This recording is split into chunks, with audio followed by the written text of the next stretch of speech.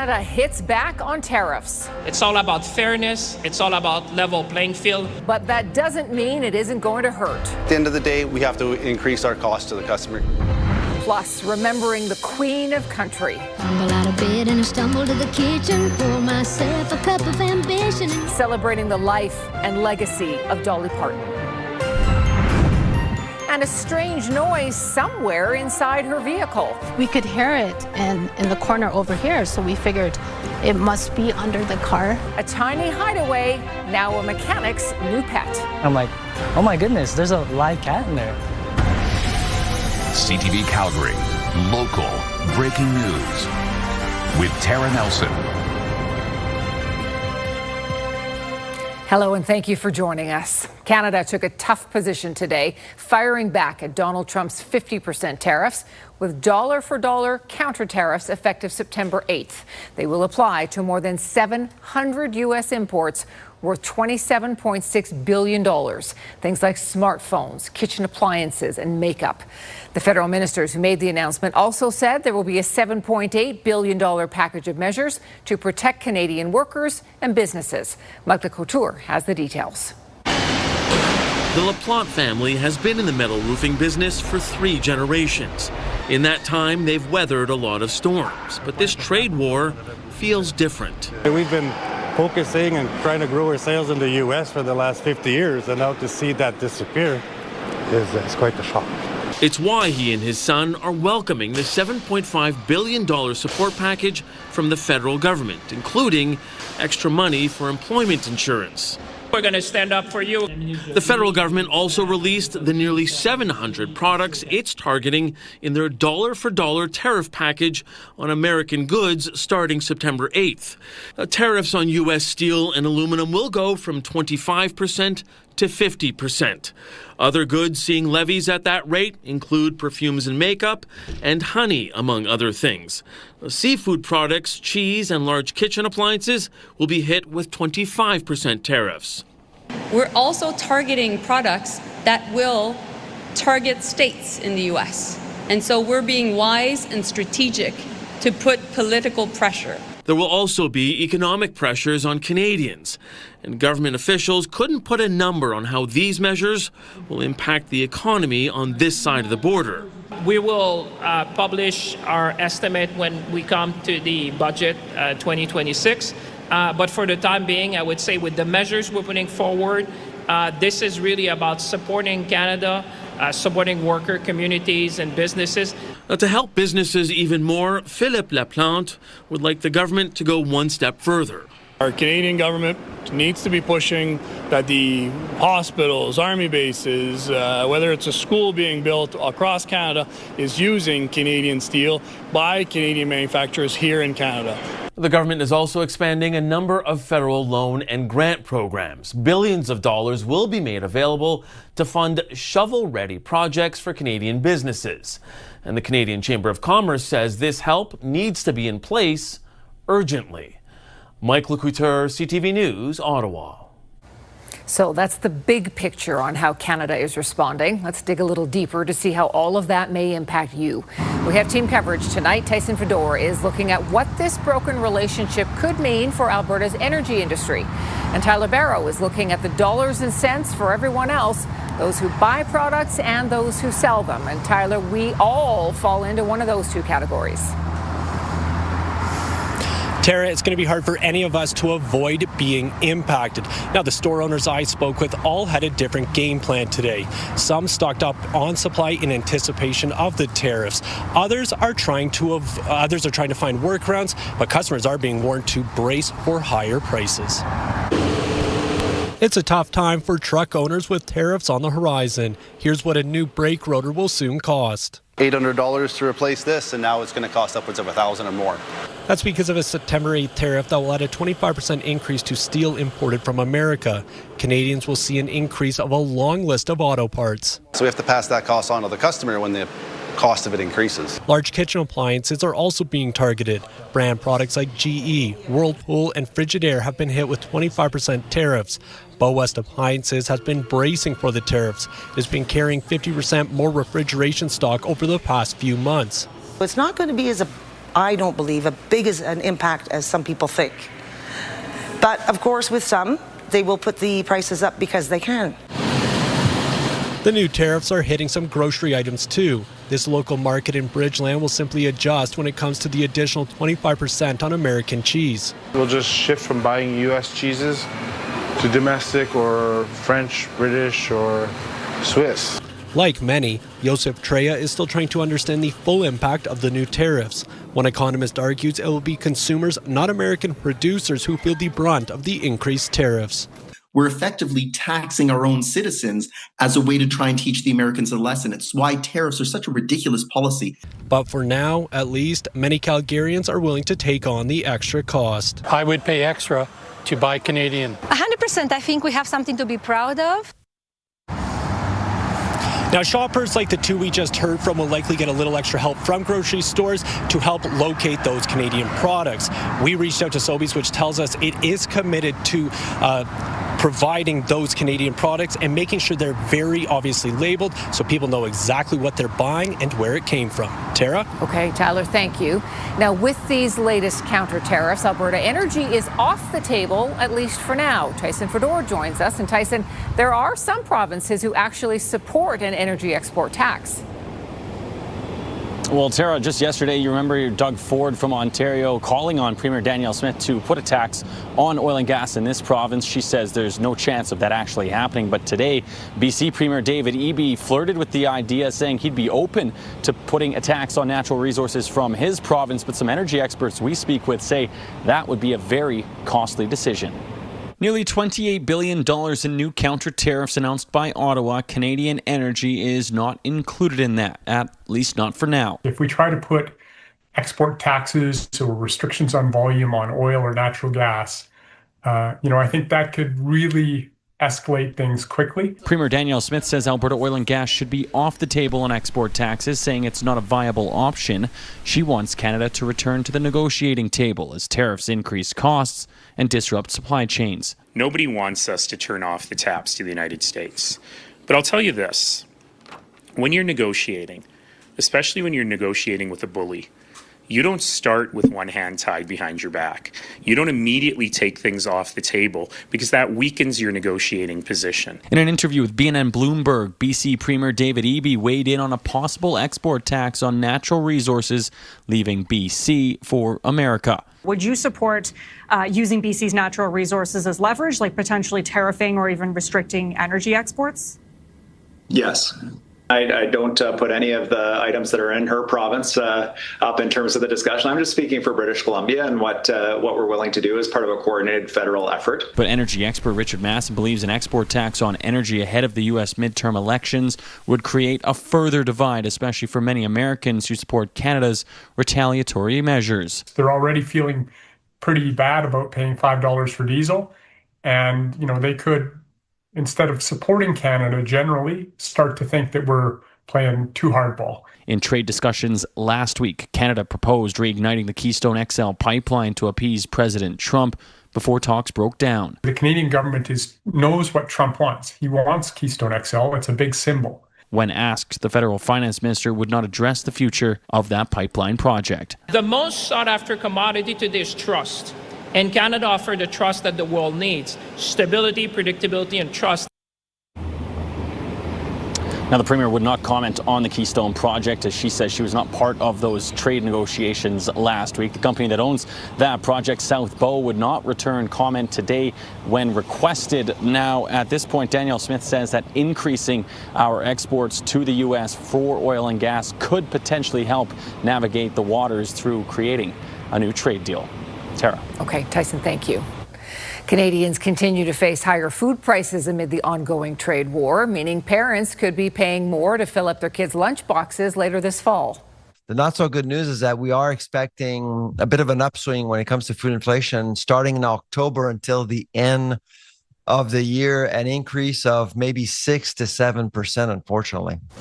Despite a slowdown, July marked the 18th straight month that grocery prices continue to outpace overall inflation. You're watching CTV News, Calgary. Stuffed animals left at the vigil for an 11-year-old boy have been donated now to the Calgary Food Bank. More than 1,000 stuffed animals were placed at the vigil for Parker Wells. The nonverbal, autistic 11-year-old left a day home last month after a massive search involving thousands of Calgarians. His body was found in a small pipe just east of Deerfoot Trail. Of the donated stuffed animals, more than 200 are going to the Calgary Food Bank's birthday bag program. Families who are using the Calgary Food Bank who are struggling to make ends meet, struggling to put food on the table, you can well imagine that it's really challenging for them to celebrate milestones like birthdays. And so for kids between the ages of 0 and 12, we provide an age-appropriate birthday gift. I think it's just such an amazing gift from our community and an amazing tribute to Parker. The stuffed toys were donated by a Calgarian pushing for an updated emergency alert system that would help vulnerable people who disappear. Music lovers around the world are expressing heartbreak at the news Dolly Parton has passed away. The legendary musician and philanthropist rose to stardom as a singer-performer, racking up 25 #1 hits. But she will be remembered for so much more. Here's Tim Brooke. Tumble out of bed and I stumble to the kitchen. Millions knew Dolly Parton for her music.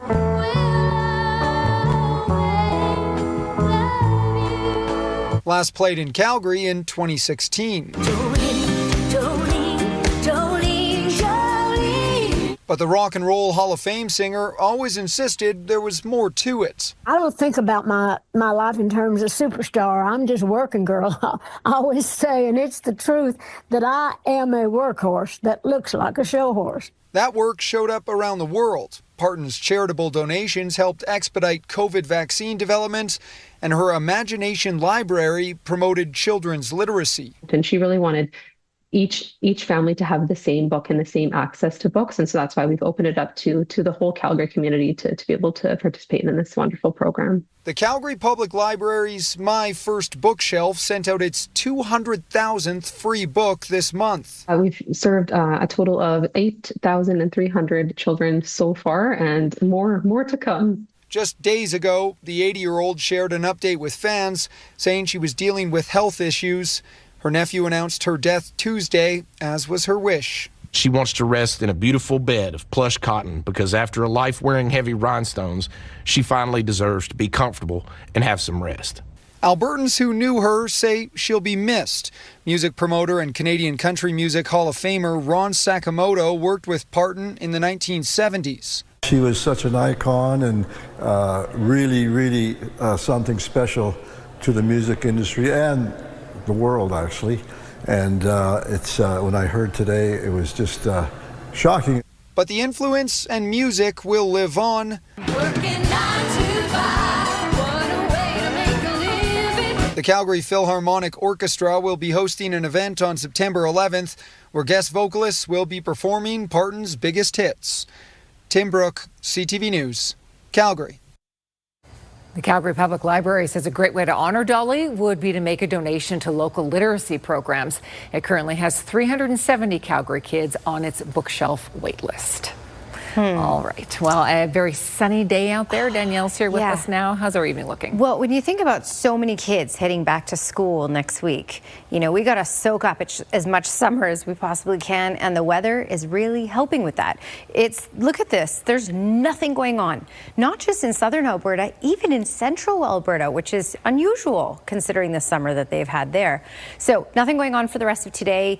You can head out for a walk, a long walk. You're not going to be stuck in any sort of shower, thunderstorm activity. 25 degrees is the temperature right now, also our daytime high. We are looking at kicking off the day at 14 for tomorrow at 8 a.m. Lots of sunshine throughout the day.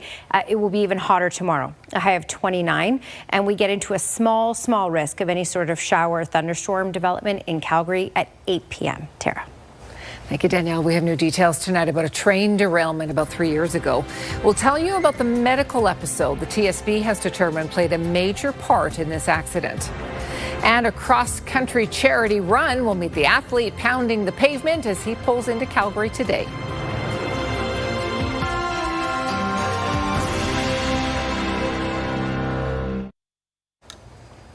A woman was sexually assaulted at the Southland C train station overnight. It happened around 1 a.m. in the parking lot on Sacramento Drive Southwest.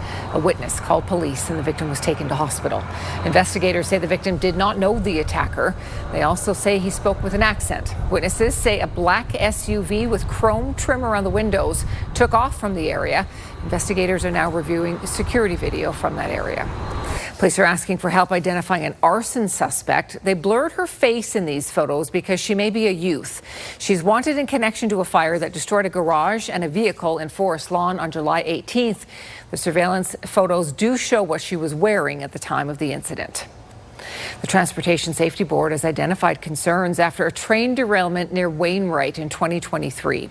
In its report released today, the TSB found a locomotive engineer suffered a medical episode as a result of type 1 diabetes and was then unable to give instructions to his trainee. Amanda Anderson reports. This was the scene near Wainwright in August 2023. A CN train operated by a trainee collided with another CN train. 2 locomotives and 8 cars derailed. There were multiple prompts by the trainee, that wanted to know what to do. And so by the time, things clicked in and they put the train in emergency braking, the train had passed the stop signal and it was too late to avoid the collisions. The chair of the Transportation Safety Board says its investigation found the locomotive engineer, who has type 1 diabetes, suffered a medical episode and wasn't able to give the trainee instructions on what to do. We did have a medical expert go through the file, go through our finding, and the signs that he showed at that time in the locomotive were consistent with hypoglycemia. The TSB investigation found annual medical assessments required for the locomotive engineer, whose job is considered safety critical, were incomplete or absent from his file. It was really a partial compliance. And then we asked Transport Canada, did you look at the railway's, compliance? And we found that in the 12 years preceding that, they had done no audits and no inspections about compliance. It's why the TSB is recommending Transport Canada establish regular oversight for railway medical rules through annual audits or surprise inspections. We're essentially asking Transport Canada to provide additional oversight about a rule that already exists. The TSB also identified concerns with guidelines railways use to assess diabetes risks, saying they're less stringent than suggested by Diabetes Canada. In a statement, CN says it takes the TSB findings seriously, saying we learn from each incident and apply those learnings to our network and operations. Transport Canada says it also investigated and CN addressed 2 areas of noncompliance identified back in 2023. Transport Canada says it's committed to improving safety. Amanda Anderson, CTV News, Edmonton. Some planned bike lanes in Edmonton could be put on hold in anticipation of upcoming provincial legislation. A report by city staff recommends pausing more than a dozen bike lanes that will impact driving or parking lanes. Earlier this year, Alberta's transportation minister said legislation is being developed that could allow the province to review or remove bike lanes if they interfere with traffic. Still, the mayor says he's confused by administration's preemptive recommendation. They have already within their authority the ability to make tweaks as they see fit. And so that is the direction. Unless council provides alternative direction, the existing plan is permitted to proceed. In a statement to CTV News, Devin Dreeshen says, in part, for too long, transportation decisions have been driven by ideology rather than common sense. We need to consider how infrastructure works for everyone who uses our roads. This is CTV News, Calgary. Let's bring Danielle back in. We've got a pretty gorgeous night out there. Yeah, we're squeezing every last bit of summer out this week. Unfortunately, the weekend does not look as spectacular as the work week. And when I say spectacular, it will be a lot cooler on the weekend and more unsettled.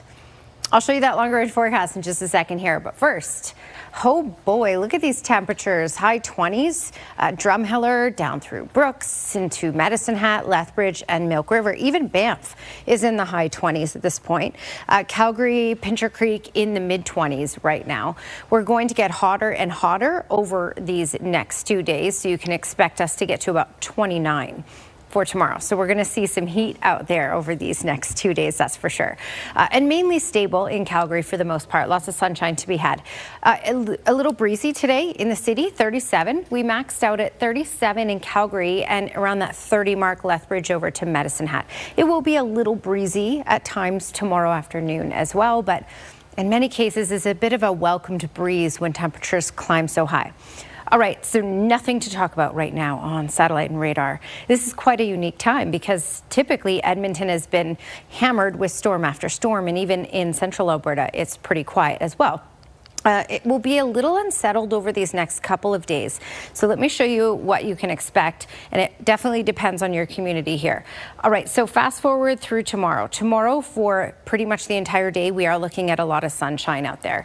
By the supper hours, though, in Pincher Creek, Roses Pass, this is where we have the potential of getting showers and thunderstorms around the supper hours, and then this pushes off to the east. So basically south of Okotoks, down Highway 2 towards Lethbridge and down to Milk River, the potential for showers and thunderstorms by about 8 p.m. We have a very small chance of seeing this in Calgary, just a 30% chance. Likely it will stay south of the city. All right, let's track into Thursday. Thursday, lots of sunshine, couple cloudy periods, and then much like what happened on Sunday, we're so stable here that this will actually break apart. So we shouldn't see the active weather on Sunday in the city, but to the north of the city, yes, certainly a chance, especially Olds and north, and Lethbridge over towards Medicine Hat and down the Trans-Canada, likely to see that active weather as well. This is for Thursday, and it arrives earlier on Thursday, so by the supper hours, that's when we get into the potential for all these communities. Again, for Calgary, we're just looking at these next 2 days, 30% chance. 30% chance tomorrow at 8 p.m. and 30% chance tomorrow around those supper hours on Thursday. Daytime highs around that 30 mark for the next 2 days and lots of sunshine throughout the day. We start to regulate in temperature by Friday, getting to 25 degrees, so a little closer to normal. And then by the weekend, as you can see here, we get unsettled, especially by Saturday night in through Sunday, with daytime highs only in the high teens. That's your Action Furnace 5-day forecast. Thank you, Danielle. The Centre for Addiction and Mental Health says while the number of youth struggling with mental health has returned to pre-pandemic levels, it remains high. In its 2025 survey, the centre found 46% of respondents in grades 7 to 12 reported a moderate to serious level of psychological distress. Now that's down from 51% in 2023. The survey also found a dramatic rise in online gambling, with 1 in 10 respondents placing bets on sporting events last year. That's compared to 1 in 100 in 2017. Nearly a quarter of students reported seeing or hearing advertising for online gambling sites every day. A 7,500-kilometer charity run across the country is sure to come with a few setbacks. But for one Ontario man, inspired by Terry Fox, they have only strengthened his resolve to finish. Wearing his 11th pair of runners since beginning his journey May 18th in St. John's, Newfoundland, James Newman clocked just over 6,300 kilometers on his way into Calgary today. He's had snow, he's had rain, he's had wildfire smoke, and he's even endured injuries that forced him to slow down. His goal of reaching Victoria in 100 days was just unattainable, but he regrouped and he kept going. He's raising money to fund post-secondary scholarships for youth who have lost a parent or caregiver. Newman was just 7 when his parents died, and he understands the hardships that kids go through. He says he's very touched by all the support that he's received. An honor to meet people who've reached out, have been like, hey, this happened to me, and it's like super cool to see you doing this. Like I'm proud, and it makes me want to do cool things too, and like that's why I'm out here. Newman hopes to raise $250,000. For more on how you can donate or track his progress, you can head to jamesrunscanada.ca. A University of Calgary researcher is examining how people are trying to contact extraterrestrials. We'll tell you about techno-shamanism. Practitioners describe it as a telepathic signal to extraterrestrial beings. Plus, a tiny stowaway and the team of people determined to save it.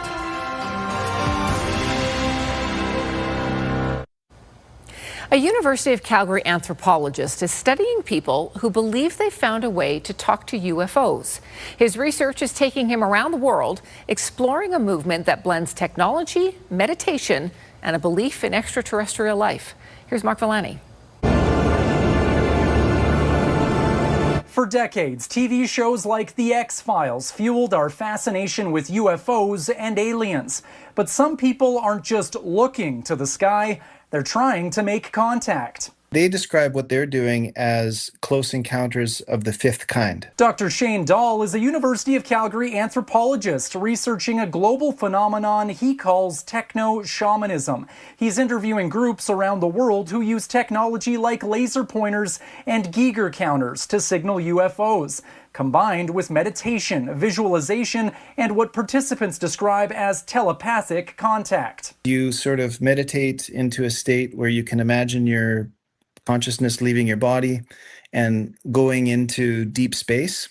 And while you're in deep space, sending out a signal. Experts say those signals are meant to establish diplomatic communications and peaceful relationships with ETs. There have been whistleblowers who have come forth and talked about their experience in classified and other covert programs within the military. It comes as the U.S. government released 41 more declassified files this month on unidentified aerial phenomena, or UAPs. The material doesn't prove the objects are extraterrestrial, but it is giving researchers more data to examine, with search efforts advancing through the use of AI. And so they're training AI to differentiate between ordinary objects and other things. And it's the other things that people are interested in. More than 1,000 UFO sightings were reported in Canada last year.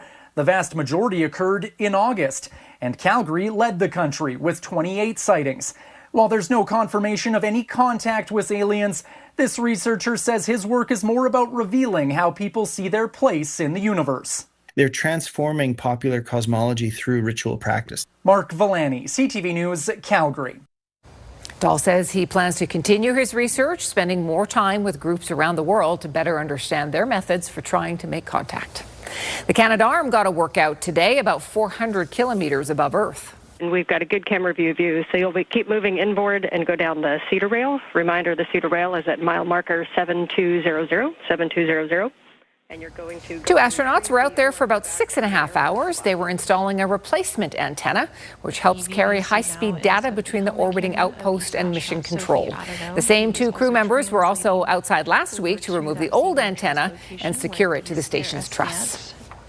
Earlier this summer, a bolt of lightning struck a sidewalk in Edmonton, and it turns out it created a piece of art. City crews unearthed the slab of cement to find the lightning had turned the sidewalk into an ornate piece of glass. Ryan Thompson curates a collection of rocks, meteorites, and other natural oddities. He contacted the city of Edmonton and asked if he could add this slab of sidewalk to it. And being a key component to any sort of glass making, this just happens naturally because of the heat and the pressure and the energy happens instantaneously all at once. So we'll be able to see that basically frozen, that amount of energy frozen in the form of glass. The strike happened during one of the stormiest seasons in Edmonton's history.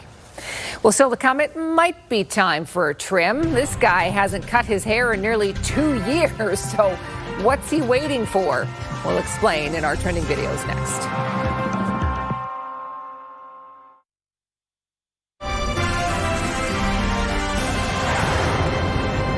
Car mechanics are used to getting into some hairy situations. This time, the hairy situation came to them. A stowaway kitten got stuck inside a Calgary woman's car, and it took a whole crew to get it out. Jordan Canagan has more on the cat's adventure and now new home.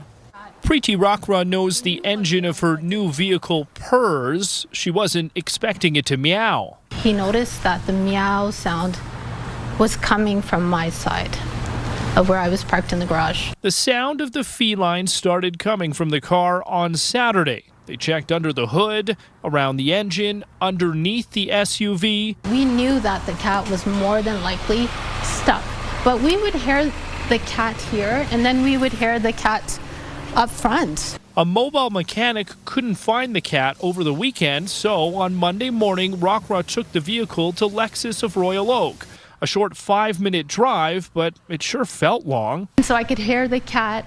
It was meowing, and I said, okay, just stay with me, we're almost there.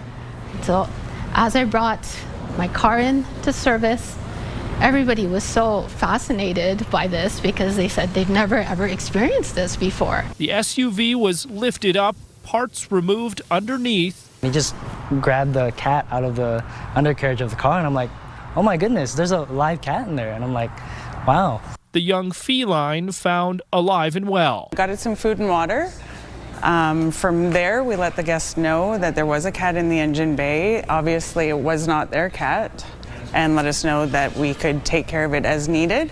We took the cat into a local vet, found it didn't have a microchip. So one of the technicians decided to adopt the kitten to give it a new home away from an engine. I come in one day, and it's like, there's a cat in the car, and I'm like, oh, wow, that's something you never see every day. And it was such a great moment for me to know that the cat was saved and it survived. Jordan Canagan, CTV News, Calgary.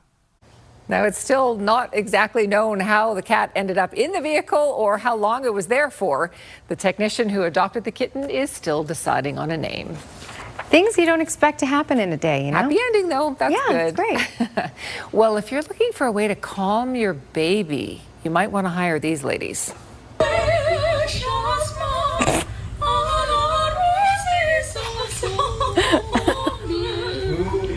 Lara and her mom are professional singers, and when they perform, it's like these little babes are in a trance. This just puts them out.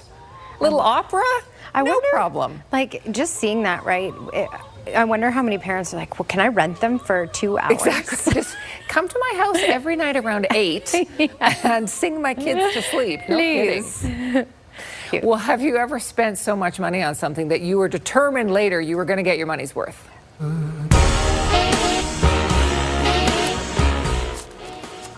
Okay, so this lady says she broke the bank over the years on all of her daughter's dance costumes. So she's decided, we're not wasting these things. Her daughter's probably at university now, but she's decided, I'm going to wear these around the house. I'm going to do chores in them. This is not going to be a one-time use only situation. Yep. I don't know if it's put to good use. It's put to use. I don't know if it's put to good use. Yeah, exactly. You might not leave it on when you ran to do the groceries or anything, but yeah, looking a little silly while you why not sweep the front. Well, the new Premier League season is bringing hope to plenty of fans, and maybe for one guy, even a haircut. Day 688 of not cutting my hair until Man United win 5 games in a row.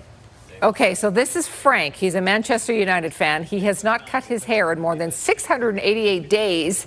He's gone viral over the past 22 months because he pledged no trims until Manchester wins 5 games in a row.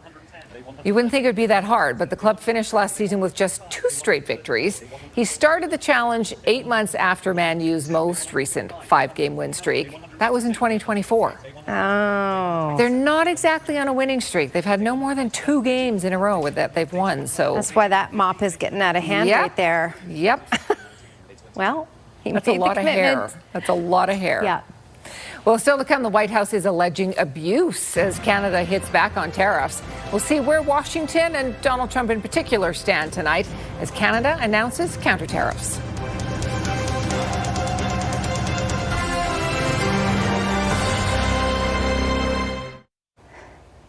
All right, Skywatch weather camera, look at this beautiful shot of the city. Hey, today, lots of sunshine, air quality good, a little bit of a breeze. Temperatures, yep, getting pretty hot out there. It's definitely some good summer weather before the summer wraps up here. 25 degrees is the current temperature, also today's daytime high.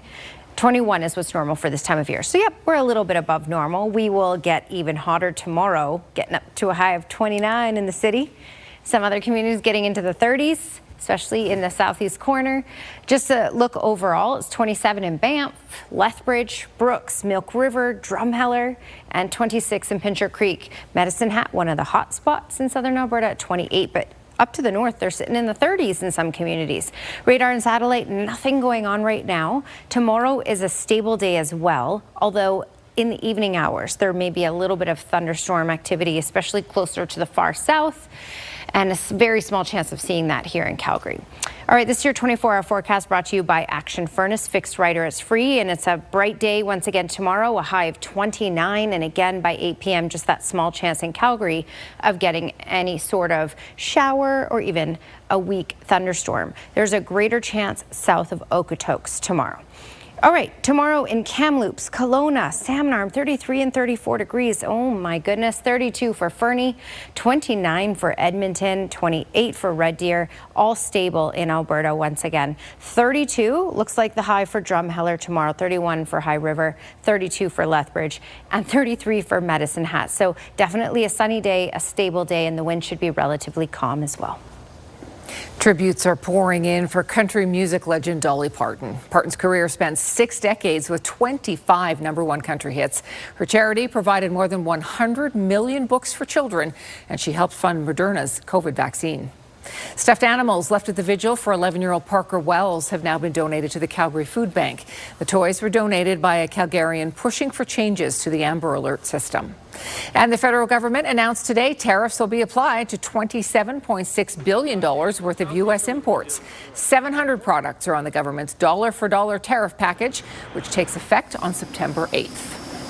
Donald Trump was up early, firing off missives on Truth Social, musing about renaming Lake Ontario Lake America, and repeating his mantra that Canada is ripping off Americans. CTV's Abigail Beeman has more on the moves in Washington. Among a morning barrage of anti-Canadian posts, we were labeled the most difficult and unreasonable. President Trump says the U.S. is seriously considering renaming Lake Ontario to Lake America because we don't expect to be doing much business with Ontario any longer, followed by this map and another in Lego from the White House. We'll always call it Lake Ontario. Great Lakes. Period. Canada's industry minister firm on that, and firm in response to Trump's message that he loves French Canadians. The question is not about love. The question is about sovereignty. The president said he would never interfere with Canadians speaking French, a lie made up by a weak and ineffective prime minister for political support. While all these shenanigans are happening, we'll just be smart and we'll be strategic and we'll fight back. But a shift in tone Tuesday from Ontario's premier. Doug, you are a lot more mellow right now. I mean, yesterday you were telling the president to kiss your tush. Doug Ford took to American airwaves once again, mellow and encouraging. It got a little heated back and forth over the last day, but I really want to just get a deal signed. It's time to get back to the table and let's negotiate a fair deal. I'd rather make a great deal. I think it's going to have a significant impact. While this trade expert, who was once assistant chief negotiator in the United States Trade Representative's office, says Canada's counter tariffs will hit Americans, especially in states critical to Trump in the upcoming midterms. Carpets are being made a lot in Georgia, in the state of Georgia. Georgia is a very big state that the Republicans are trying to win back that Senate seat. There's some on Tennessee, another critical state. There's some on products being made in Texas. So I think that there was some strategic thought put into not only what the products are, but where their production is located. While there hasn't been much public presidential pushback from Republicans, sources tell us behind the scenes it's a slightly different story, especially in those states worried about midterms, with lawmakers listening more closely to constituents hurt by tariffs. Abigail Beeman, CTV News, Washington.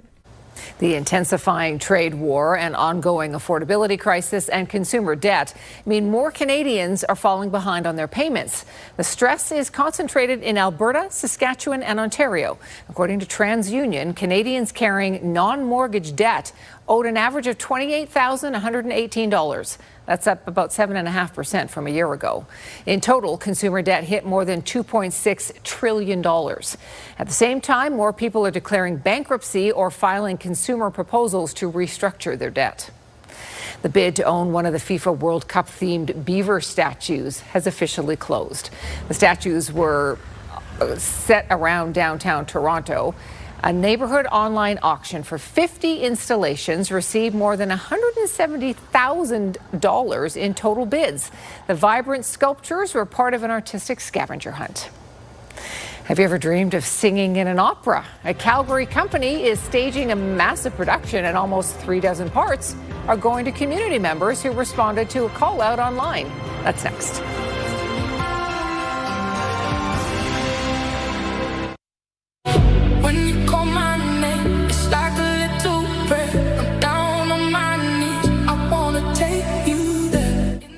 Australia is planning to ban music generated by artificial intelligence from official charts.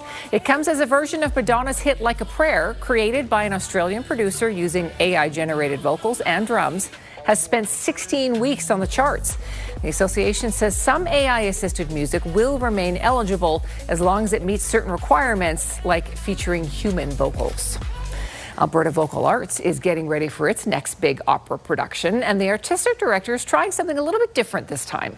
She put a call out on social media for any community choir singers who want to give opera a try.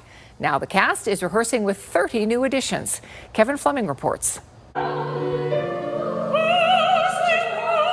She's playing the lead, and while Barbara King has performed in many operas, she says this is her dream role. The Italian one-act opera is based in Sicily, and King plays Santuzza in Cavaliera Rusticana, an opera that premiered in Rome in 1890. With my character as well, it takes one impulsive moment of feeling all of this pain and anguish, and she turns it into revenge. And she realizes what she's done, but she can't take it back. This is the biggest production Alberta Vocal Arts has taken on. There are 5 main characters, a 9-person chamber orchestra, and 9 choral singers. Kathleen Morrison is adding 30 non-audition community choir singers. 1, 2, 3. The story takes place on Easter Sunday in a small town. So it's the scene right in front of the church where all of the townsfolk are going in for Easter, and everyone is singing joyfully and together. And I thought, what better way than to bring in community members that don't have a lot of experience. Megan Badger answered the call on social media to take part in the opera and sing on stage next to the professionals. It's been a bit of a steep learning curve today, but that's because I haven't sang in choir for a little while. It was something that I did as a child, so to be able to jump back in and get all the expertise and learning today, so I feel much more comfortable and ready to be on stage. I'm ecstatic. Sophia Trocula sung under Morrison's direction for 5 years, but this will be her first opera. We work with all of the leads who are incredibly welcoming and all know Italian amazingly, and it's just wonderful to work with such experienced people. Morrison says her goal is to bring opera to the people of Calgary, and this intimate space is the perfect opportunity to do just that. Kevin Fleming, CTV News, Calgary. So that opera runs August 26th, 28th, and 29th at the Mamdani Opera Centre in Southwest Calgary. We've got more information on our website. Okay, Danielle, we've got about a minute to wrap up our weather here. We have a pretty beautiful evening. What else do we have to say about it? It's great out there. I mean, not much. So a minute is super easy for this, especially for these next 2 days. Lots of sunshine throughout the day. The only thing is Wednesday by 8 p.m. in Calgary, there's a small chance of a shower thunderstorm, and Thursday by the supper hours. For the next 2 days, you're looking at daytime highs in the 30s.